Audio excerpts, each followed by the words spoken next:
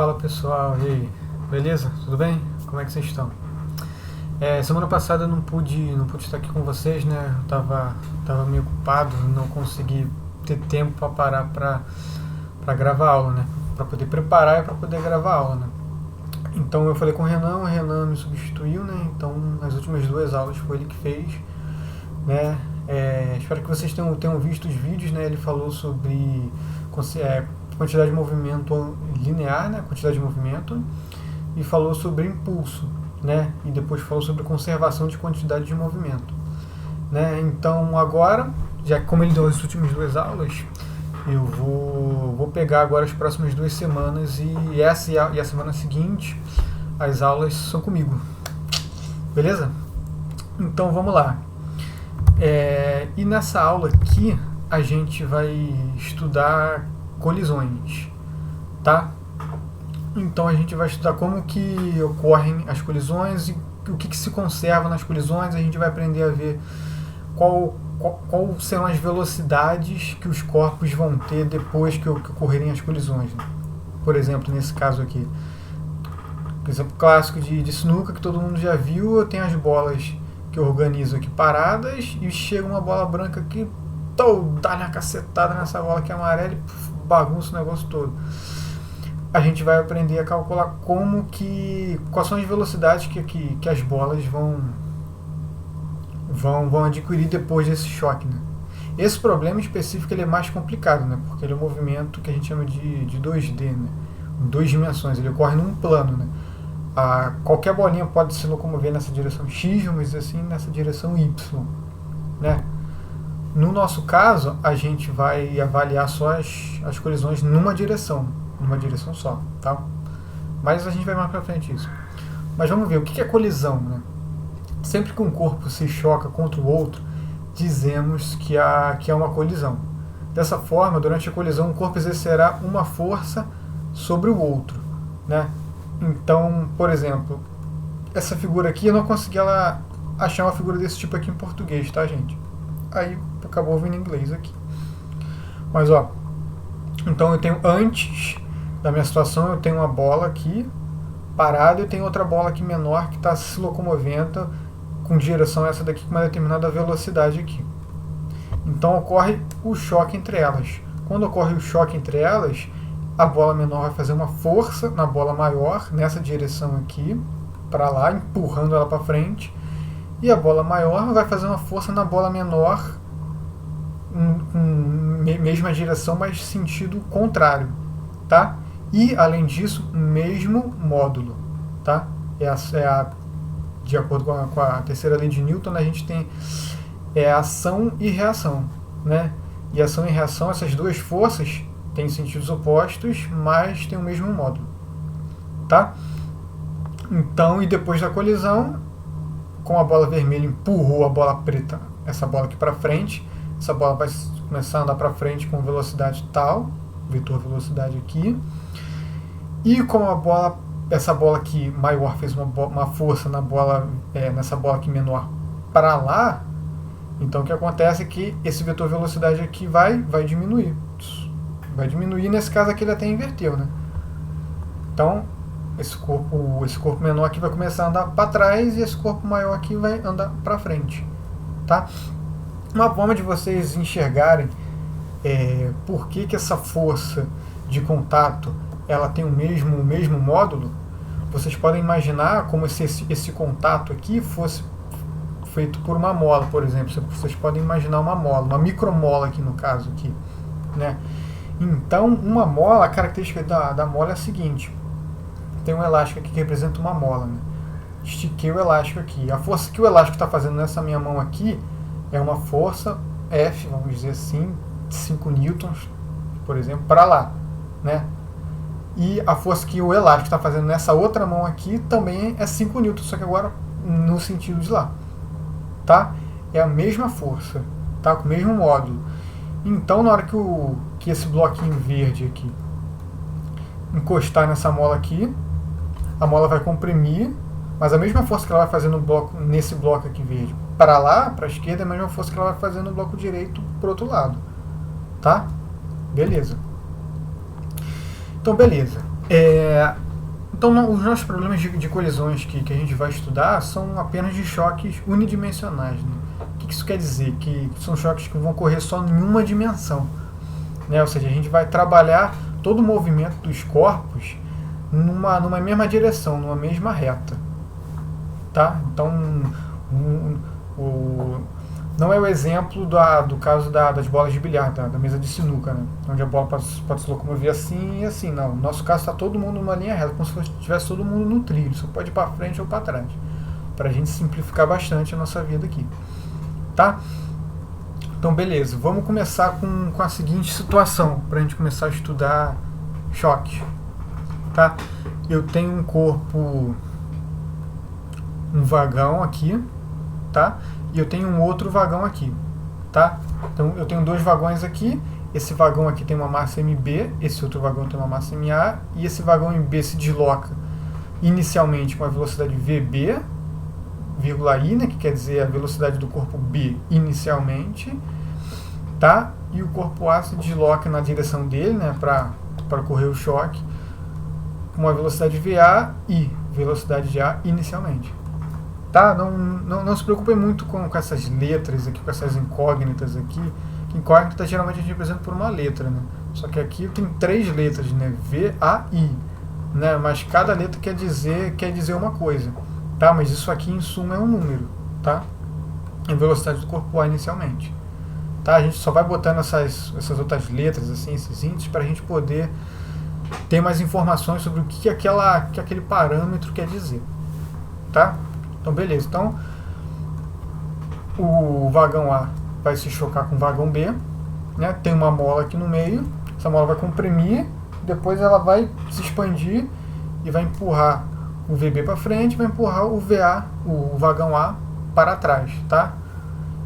Quando no final do choque, né? Então esse vagão A vai começar a se deslocar com uma velocidade VAF e o vagão B vai se deslocar com uma velocidade VBF. Tá? Ups. Tá, beleza. Então a gente viu que a força que o vagão A vai fazer no vagão B vai ser a mesma força que o vagão B vai fazer no vagão A, né? A gente já viu isso agora há pouco. Então, como essas forças são as mesmas, né? Então a gente pode dizer que a quantidade de movimento se conserva, que vocês já viram com o Renan, tá? Por quê? Porque não tem força externa atuando. A única força que atua nesses dois blocos, nessa direção aqui horizontal, porque você pode dizer, mas tem peso, tem normal. Verdade. Mas o peso anormal ocorre nessa direção aqui. A gente não está preocupado com essa direção, a gente está preocupado com essa direção só, a direção horizontal. Tá bom? Então, nessa direção aqui, a única força que existe é a força de contato entre eles. Tá? Não tem outro tipo de força. Então, a única força que existe é a força de contato, a quantidade de movimento vai se conservar. Tá? Então, beleza. Nesse caso aqui, como eu tenho uma mola, o que acontece? Né, que a gente já estudou também em conservação de energia mecânica. Eu tenho conservação de energia mecânica, se eu não tiver atrito, tá? Porque não tem atrito aqui. Então eu tenho que a minha energia mecânica inicial vai ser igual à minha energia mecânica final. Né? A minha energia mecânica inicial dada pelo quê? Pela energia cinética, mais a energia potencial da mola, que no início ela começa relaxada. Então no início a energia potencial da mola é 0. Tá? Depois a mola vai trabalhar, ela vai se comprimir, depois vai empurrar os corpos cada um para um lado e vai ficar relaxada de novo. Nessa posição aqui ela já está relaxada aqui, ela não está fazendo força aqui.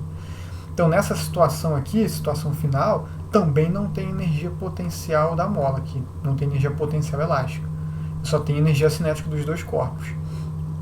Então se eu igualar a energia cinética, a energia mecânica inicial com a energia mecânica final, como eu não tenho energia potencial elástica, nesses dois instantes, o inicial e no final, a minha energia mecânica ela é dada simplesmente pela minha energia cinética.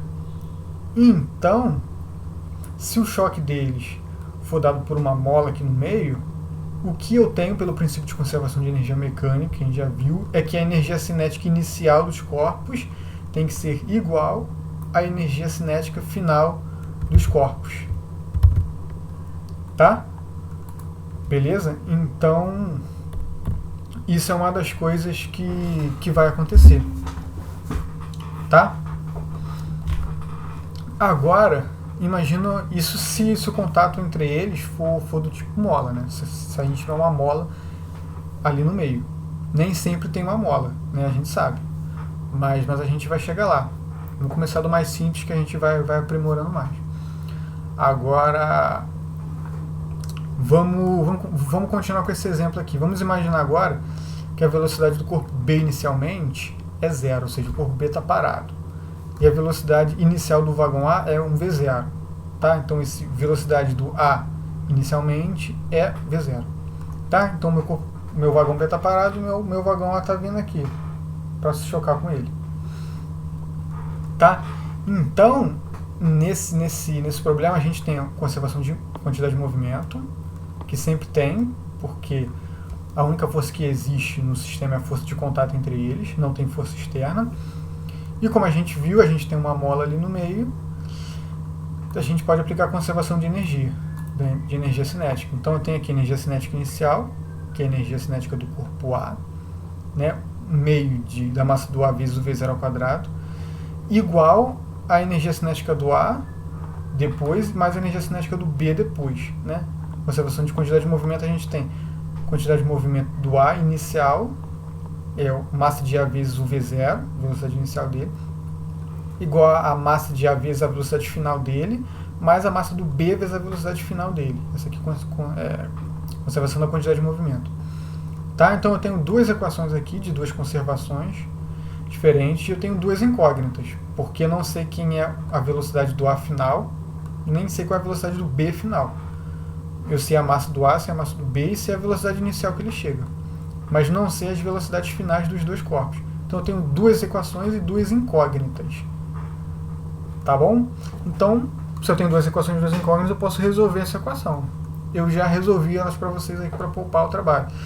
São essas duas equações aqui. Ó. A velocidade final do A é dada por isso aqui, e a velocidade final do B é dada por isso aqui. Tá? A princípio, isso não quer dizer muita coisa, não é? Mas, olha que coisa interessante, se vocês pararem para perceber bem. Eu consigo calcular a velocidade relativa entre os vagões. Né? A velocidade relativa é a subtração das duas velocidades. Né? Se eu tenho esse corpo, por exemplo, andando com a velocidade de 1 metro por segundo para cá, e esse outro aqui com velocidade de 1 metro por segundo para lá, a velocidade relativa entre eles vai ser 0. Né? Os dois estão indo para lá, ou seja, essa distância aqui entre eles, se eu traçar uma régua aqui, né, essa régua nunca vai diminuir de comprimento, ela vai sempre ficar do mesmo comprimento, porque eles estão andando com a mesma velocidade. Tá? Então a velocidade relativa é dada pela subtração das duas velocidades. Se eu subtrair as duas velocidades, a velocidade do B final menos a velocidade do A final, vai dar isso daqui, né, que a gente calculou no outro slide, menos isso daqui, que é a velocidade do A, que eu obtenho exatamente V0. Isso aqui é exatamente V0. Ou seja, a velocidade relativa entre os vagões no final da colisão é igual, é a mesma que a velocidade relativa entre os vagões antes da colisão. Porque antes da colisão eu tinha o vagão B parado e o vagão A se locomovendo com uma velocidade V0. Então a velocidade relativa entre eles era V0. Né? E no final agora eu tenho o A com uma velocidade que eu não sei qual é, que é dada por isso aqui, e o B, que eu também não sei quem é, dado por isso aqui. Mas a diferença entre essas velocidades dá também V0. Percebe? Ou seja, a velocidade relativa entre os vagões no final da colisão é a mesma que a velocidade relativa antes da colisão. E isso só ocorre porque não há dissipação de energia durante o choque. Porque eu tenho uma mola que fica entre os dois corpos, que faz essa mediação desse choque. E ela não dissipa energia. Ela absorve energia porque ela se contrai, só que depois, quando ela se expandir, ela devolve toda essa energia. Ela não fica com nenhuma energia para ela. Tudo que ela absorve, ela devolve para o sistema depois. Então, por isso, a velocidade relativa antes é igual à velocidade relativa depois. Agora, nem sempre isso vai acontecer, né? E é o que a gente vai ver. Mas beleza, então a gente pode tirar algumas conclusões. Né? Se não tiver dissipação de energia no choque, a velocidade relativa entre os corpos será a mesma. A velocidade relativa entre os corpos será a mesma depois de ocorrido o choque. Tá? Isso vale independente das massas ou da velocidade dos corpos. Tá? Não importa se o corpo A tem 90 kg e o corpo B tem 2, ou se o corpo A tem 3 e o corpo B tem 7, não interessa. Isso sempre vai acontecer, não importa a velocidade. Tá? Beleza. Então, sem dissipação é isso que ocorre. Na condição de máxima dissipação de energia, a gente vai ter quando os dois corpos se juntam.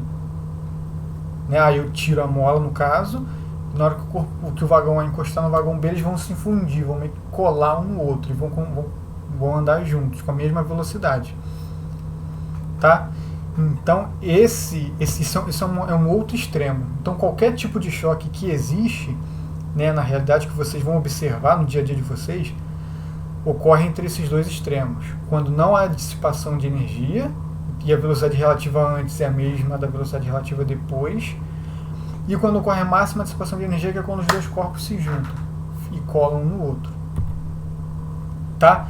E esses dois tipos de choque, como são os dois opostos, com a máxima dissipação de energia e a mínima dissipação de energia, dissipação zero, na verdade, de energia, são os choques elásticos e os choques inelásticos. Ou choques perfeitamente elásticos e choques perfeitamente inelásticos. Tá? Os choques perfeitamente elásticos são aqueles que não dissipam energia, ou seja, perfeitamente elástico, ou seja, eu tenho uma mola que é perfeitamente elástica ali no meio. E uma mola perfeita, uma mola ideal, vamos dizer assim, é aquela que se contrai, depois se expande e devolve toda a energia que ela recebeu. Ela não fica com nada para ela. Isso é uma mola perfeitamente elástica. Tá? Então, se o choque puder ser modelado por uma mola aqui no meio, é um choque perfeitamente elástico. Tá? E no outro lado, no outro oposto, se ele for perfeitamente inelástico, os dois corpos se juntam. Beleza? Então vamos lá.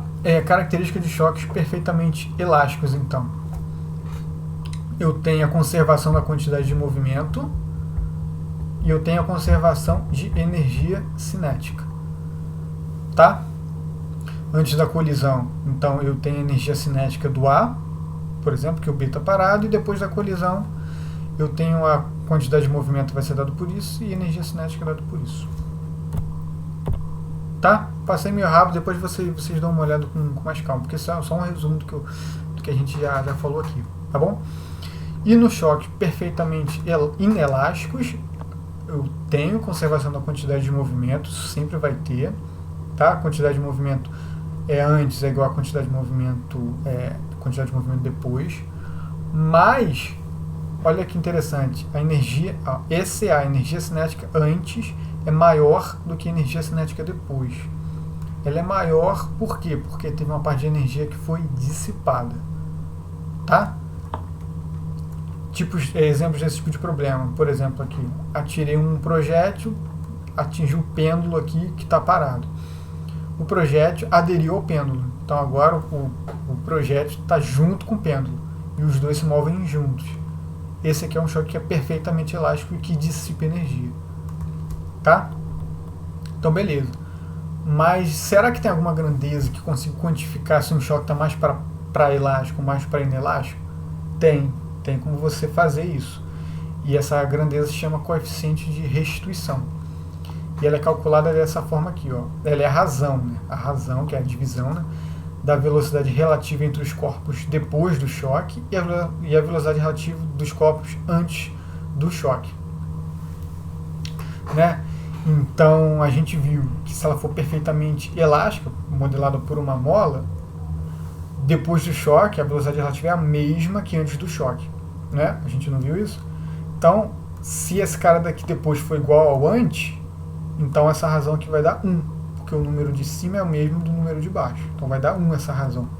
Né? Então, o meu epsilon aqui, que é o meu coeficiente de restituição, vale 1. Né? E no outro extremo, nas colisões perfeitamente inelásticas, a velocidade relativa entre os corpos depois do choque dá 0. Né? Porque os dois corpos se aderem, então eles vão se mover juntos. A velocidade relativa entre eles é 0. Né? Eles não se afastam e nem se aproximam um do outro, porque a velocidade relativa entre eles é 0. Então, se o numerador é 0, não importa qual é a velocidade relativa antes do choque, não importa que número é embaixo. Se em cima é 0, essa divisão vai ser 0. Tá? Então, essa aqui é a tabela resumão de tudo que a gente viu. Né? Para choque perfeitamente inelástico, o meu epsilon, que ele botou, é aqui, que é o coeficiente de restituição, vale 0. Eu tenho máxima dissipação de energia. E no choque perfeitamente elástico, meu epsilon vale 1 e eu conservo a energia cinética. Eu tenho conservação de energia cinética. Tá? Quantidade de movimento sempre se conserva. Tá? Sempre vai se conservar em qualquer tipo de choque. E os choques que a gente vê no dia a dia estão entre essas duas idealizações. Né? Tá entre o choque inelástico e o choque elástico. Então, o epsilon, no dia a dia, sempre que ocorrer um choque, vocês forem medir, se vocês estiverem no laboratório, qualquer coisa, vai ser sempre um valor entre 0 e 1, que eu tenho uma dissipação parcial de energia. Beleza, gente? Então, no outro vídeo, vou cortar aqui, no próximo vídeo a gente resolve um exemplo aqui. Eu vou mostrar um vídeo legal para vocês sobre o pêndulo de Newton. Beleza, gente? Então, até mais.